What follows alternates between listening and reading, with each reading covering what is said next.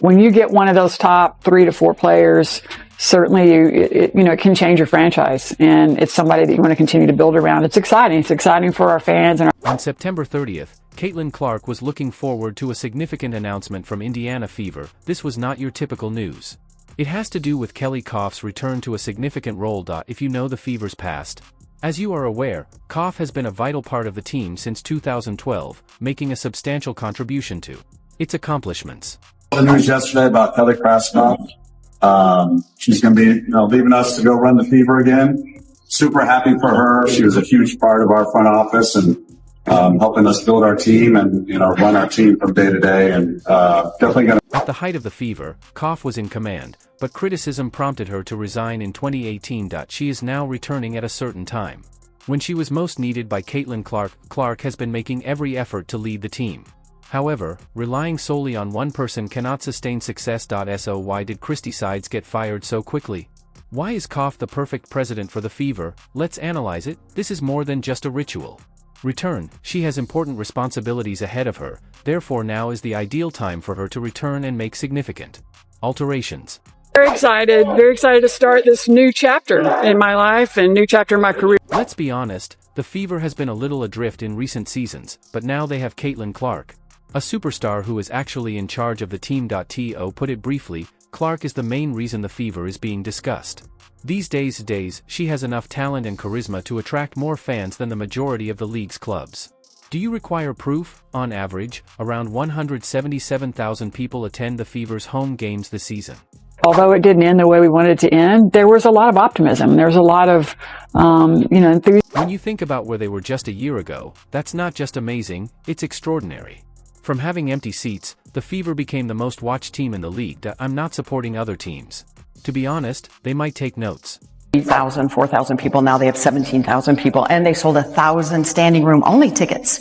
So when we walked into the arena, people were on that third balcony looking down at the tops of our players' heads to watch. Star status comes with a lot of stress, and this isn't a heroic tale. It's the challenge of building a successful team built on a standout player. Koff knows the game, but let's face it, the Fever's front office hasn't made the best decisions lately. They can't make mistakes now that they have Clark. Not at all. Fans only need to show up at their workplace to demand action. The news yesterday about Kelly Koff. She's going to be leaving us to go run the Fever again. Super happy for her. She was a huge part of our front office and helping us build our team and run our team from day to day. And Caitlin Clark's drama is another problem. As if that weren't enough, Gino Orma stated quite clearly that, to be honest, Clark is right that he deserves better and is on the wrong team. But nobody's printing. Diana Taurasi was right. This kid's on the wrong team. She's got the wrong skill set to handle the physicality of that league. And she's a rookie. Clark has struggled this season, earning 6 technical fouls. The frontline help is where? Coaching staff or office staff, they appear to be too focused on resolving their problems to protect their greatest player. This is a new beginning. It's a new start. And, I think it's great for our franchise. It's great for our fans. And we're excited to see, who can join us and help us as we continue to move forward and continue to be a great standard. In this case, Koff really has to step up. It's not just about filling the seats. It is crucial to ensure that the right adjustments are made. Clark isn't one to back down. Everyone is aware of her presence. Is looking forward to winning. Very excited to start this new chapter in my life and new chapter in my career. If she can't bridge the gap between the front office and what is happening, all the excitement surrounding Koff will be lost. Taking place on the court, like the Fever's chances of making the playoffs, the return may be fleeting. Under Christie's direction, the Indiana Fever have become a defensive disaster. They were the second worst, due to the fact that they effectively created a welcome mat for opponents to score whenever they pleased, the top defensive team from the previous season inside the league. Christy Sides, you are an absolute abomination of a head coach. I can't believe you actually have a job. They appear to have forgotten that one of the most important aspects of the game is stopping the other team. And who has been in command of this sinking vessel? Christy Sides, the head coach, whose defensive strategies have been comparable to the effectiveness of a damp paper towel. At the end of the day, I'm excited about the officiating tonight for sure. I mean, we've got to be better defensively. Caitlin Clark is constantly under pressure to perform every night due to Sides' concentration on a one-dimensional approach. It appears that she is depending entirely on Clark to figure out the solution. Indeed, Clark is capable of scoring 30 points with ease, but this does not mean that the defense should be ignored. It's almost painful to watch sides manage her player rotations, as though she were randomly selecting names in the hopes that someone might be able to defend all of a sudden, but surprisingly, employing the same tried and true tactics over and over again doesn't work. You don't know how to use Caitlin Clark's strengths. You don't know how to play to her weaknesses. You don't know how to draw up a simple out-of-bounds play. You don't know how to calm down muddy waters. You don't know how to call a timeout and relax everybody's emotions. You don't know how to talk to the referees. All you know how to do is wave your arms and defensive slide on the sidelines. And Chrissy Sides, I'm tired of seeing it every single. It makes sense that Clark often seems exhausted, because Side has trouble adjusting.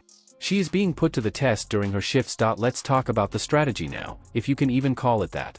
Side seems to be founded on the idea of only trying to outscore the enemy and, if they do, more, hoping for the best. Despite the obvious issue of having the second worst defensive rating, Side merely observes the chaos. Like the others, with her clipboard, she is not a coach, she is a paid spectator. This is the rationale behind bringing.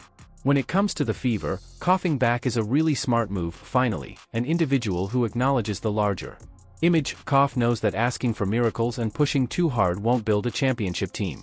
Your finest athlete, there needs to be balance, an emphasis on defense, and a strategy that relieves Clark of some of the strain of every game. In the event that parties are unable to alter the circumstances, there isn't much evidence that she can. Koff will then have to adapt and find a coach that truly understands the requirements for success.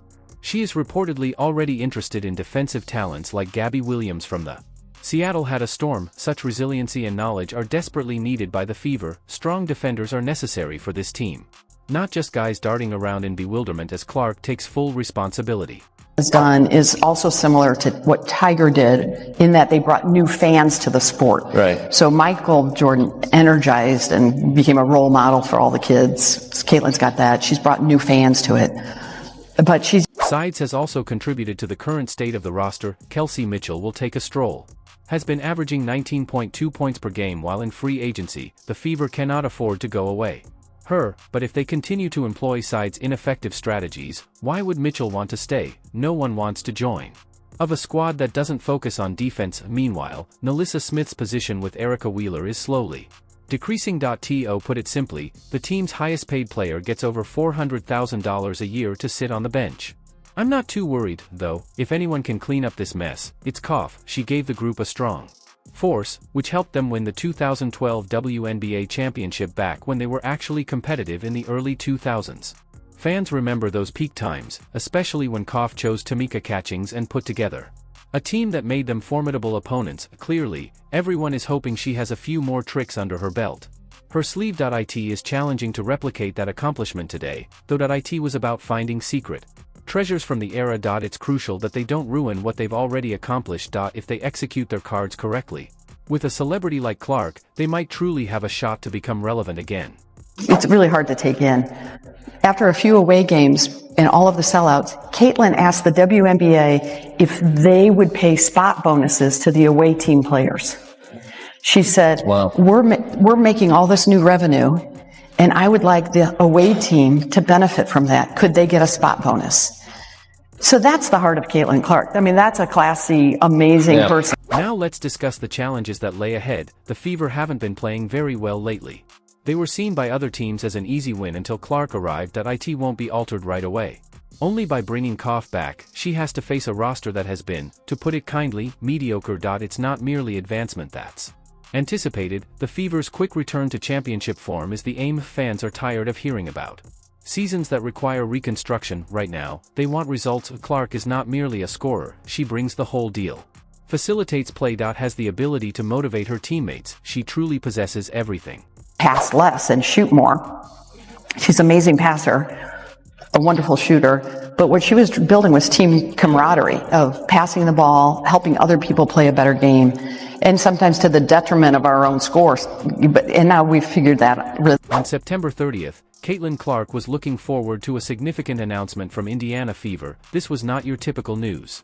It has to do with Kelly Koff's return to a significant role. If you know the Fever's past, as you are aware, Koff has been a vital part of the team since 2012, making a substantial contribution to its accomplishments.